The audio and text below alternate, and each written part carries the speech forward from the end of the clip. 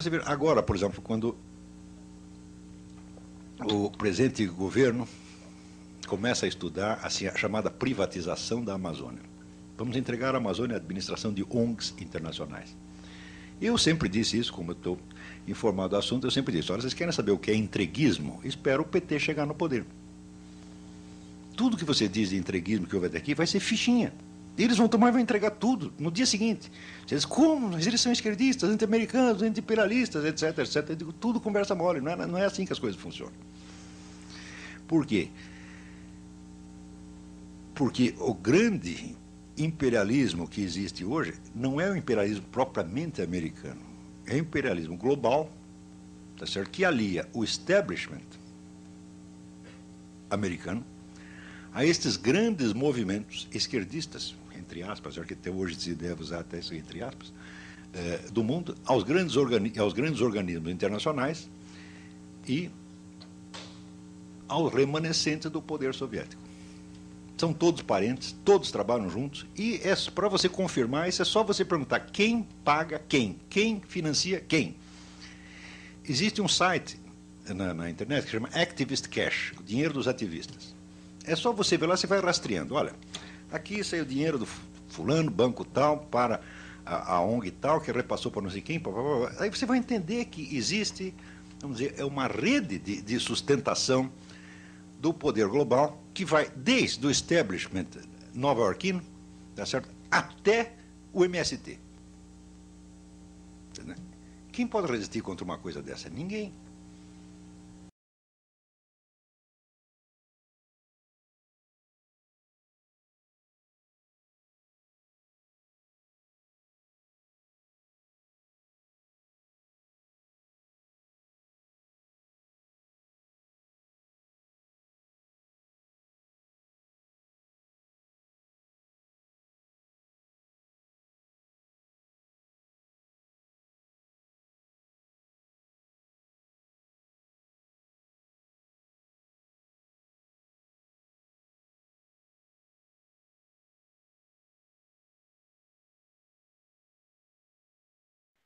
É isso aí. Agora, Luana, eu gostaria que você voltasse a nos reportar os últimos acontecimentos que você tem vivido aí. Eu soube que você estava agora recentemente nas suas terras, vivenciando problemas de invasão. Teve, inclusive o Alex me contou um negócio da flecha que entrou no seu carro. Essas coisas assim eu acho que é muito importante para as pessoas que estão de fora entenderem que há uma situação emergencial, dramática, né? Você podia contar isso para a gente? Olha, antes um pouquinho de entrar na questão fática de acontecimentos aqui mais regionais, eu quero aproveitar esse gancho de falar de Estado, poder, controle, e acredito que grande parte, não só na questão indígena, mas em todas essas que estão sendo comentadas, é a questão dos interesses internacionais. E eu estive em 2012 no Ministério da Justiça em uma reunião com Eduardo Cardoso, em que nós estávamos lá no Ministério da Justiça para cobrar do ministro uma então promessa que ele havia feito de que publicaria uma portaria trazendo as condicionantes do STF na PET 3388, que foi a decisão da Raposa Serra do Sol, e que essas condicionantes vinculariam os procuradores federais para evitar que primeiro a FUNAI tenha liberdade absoluta de começar o problema e num segundo momento se aplicam as condicionantes para resolver aquele problema então criado. Fomos então ao Ministério da Justiça para pedir, conversar e pedir uma solução. Vários parlamentares, os 3 senadores aqui do Mato Grosso do Sul, e cada um falou o que achava que devia, expôs a situação, expôs exemplos fáticos de problemas enfrentados pelo agronegócio na questão indígena. Quando todos já haviam falado, eu pedi a palavra e eu falei, ministro, todo mundo falou dos problemas, mas eu acredito que o senhor conhece os problemas. Eu vou aqui falar de solução. Se o senhor quiser solucionar e fazer uma portaria eficiente, trabalhe nessa portaria não as condicionantes do Supremo, mas as condicionantes das condicionantes.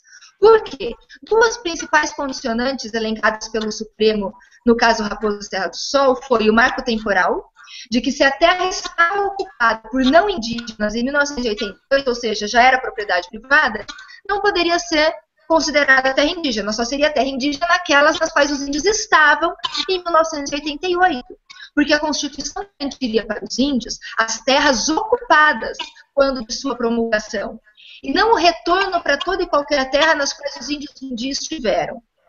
Então, isso deveria ser trabalhado nesses termos, porque o acórdão redigido pelo Aires Brito, que foi o relator, diz que o marco temporal não se aplica se o índio não estava fisicamente naquele local em 88, porque ele foi expulso.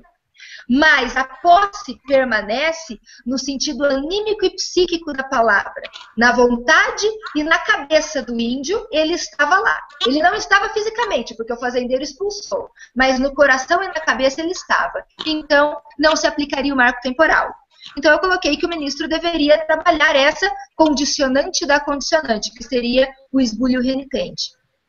Outro ponto que coloquei para o ministro foi em relação à proibição de ampliação, que disse, o Supremo disse que seria proibido ampliar a terra indígena já demarcada. E essa decisão do Supremo foi em 2009. E depois de 2009, nós utilizávamos essa fundamentação da decisão do Supremo nos processos, e a FUNAI, o Ministério Público Federal e a Advocacia Geral da União vinham para desqualificar essa condicionante da proibição de ampliação, dizendo que a terra indígena, apesar de já demarcada, poderia ser ampliada a qualquer tempo, se naquela demarcação original não teve laudo antropológico, ou seja, não se considerou a tradição da comunidade. Só que o laudo antropológico só surge no nosso ordenamento jurídico com o Decreto 22 de 2002. Como que eu posso ter demarcações da década de 20 pelo SPI com laudo antropológico se não existia a figura do laudo antropológico no nosso ordenamento jurídico? Então, eu coloquei isso para o ministro, e o ministro me respondeu o seguinte: doutora, primeiro nós vamos trabalhar a normativa, que seria então portaria, que veio sair um ano depois, que seria a portaria 303, que não foi pelo ministro da Justiça, foi pela AGU. Na época não tínhamos ainda a 303 e era sobre a 303 que discutíamos. E ele me disse, primeiro vamos trabalhar a normativa, depois trabalharemos a forma de interpretá-la. Sabe por quê? Porque se eu for muito rígido com a FUNAI, as consequências serão drásticas. Porque já existe representação contra a minha pessoa no ambiente internacional, dizendo que o ministro da Justiça brasileiro atua contra os interesses dos povos indígenas. Mas, Luana, eu acho que é bom mostrar uma coisa que eu acho que é importante para quem está nos vendo, que é o seguinte, o que eu acho que quando você está falando tudo isso, o mais surreal é ter um conceito que separe, em termos de nacionalidade, por exemplo, o cidadão brasileiro, o índio parece um ser alienígena, ele não está circunscrito dentro da cidadania brasileira. Eu acho que isso é muito, eu acho que é fundamental dentro de toda essa briga, né? Você não acha? Sim, mas olha só para a resposta que ele me deu, o ministro da Justiça, Eduardo Cardoso. Disse que se ele fosse rígido com a FUNAI, o ambiente internacional criaria barreiras extrafiscais e impediria o escoamento da nossa produção, carne e grãos. Então ele resolveria o problema de um setor dentro do setor rural, que é a questão indígena, que não atinge todos os produtores, e causaria um problema muito maior para toda a classe, nós não escoaríamos a nossa produção. Então há um barco no cangote internacional da política indígena no Brasil? Sim, é total. A questão internacional está inserida na questão indígena brasileira a todo vapor. Se nós pegarmos o processo Raposa Serra do Sol, em cartas oficiais do governo da Holanda, da Dinamarca, da Noruega, da Inglaterra, pedindo ao então presidente, que era o Fernando Henrique, pedindo que o presidente brasileiro olhe para as suas comunidades indígenas. Existem projetos importante, assim, por que tanto interesse internacional nas terras indígenas? Uma questão filosófica ou uma questão econômica? O que seria? Lobão, aí eu chamo de teoria da conspiração, porque quando eu falo, o general Heleno já falava muito, E quando eu falo, as pessoas falam, não, isso não é possível. Por exemplo, em Roraima existe 98% do nióbio do mundo. E está onde? Bem embaixo de uma área identificada pela FUNAI como terra indígena. 98% de? Oi? 98% de? Nióbio. É um metal de liga fina para a indústria bélica. 98% do nióbio do mundo está em Roraima. Ou seja, altamente estratégico, né? Internacionalmente altamente estratégico. Então, será que é? Eu estou te dando um fato. Aí cabe às pessoas interpretarem se tem alguma coisa atrás dessa realidade. Aqui no Mato Grosso do Sul, se nós pegarmos essa faixa que eles querem demarcar para os Guarani, que eles chamam de Nação Guarani, pega Paraná, pedaço de São Paulo, Paraná, Mato Grosso do Sul, Rio Grande do Sul, entra no Paraguai, Argentina. Estamos exatamente o desenho do aquífero Guarani, que é uma das maiores reservas de água doce do mundo. Seria coincidência? Certa vez o senador Montarildo Cavalcante falando e debatendo questão indígena, ele disse: gente, não é possível. Será que índio vive melhor onde tem minério embaixo? Porque todas as áreas identificadas para índio têm riqueza natural, tem subsolo rico. E existe, inclusive, um mapa feito pelo próprio Exército das áreas, e mapeou-se as áreas de reservas minerais no Brasil, principalmente na região norte, e mapeou-se, na sequência, áreas reivindicadas por indígenas. E quando esses dois mapas são sobrepostos, se coincidem as áreas de reserva mineral com as áreas reivindicadas para indígenas. Eu não estou dizendo que é o interesse, estou dando um fato. Mas tem evidências, né? Há evidências dessa. No mínimo, agora, a gente questiona. Vila, termina então, conclua. Não, vocês falam também de multiculturalismo, porque é a realidade brasileira, né, o multiculturalismo.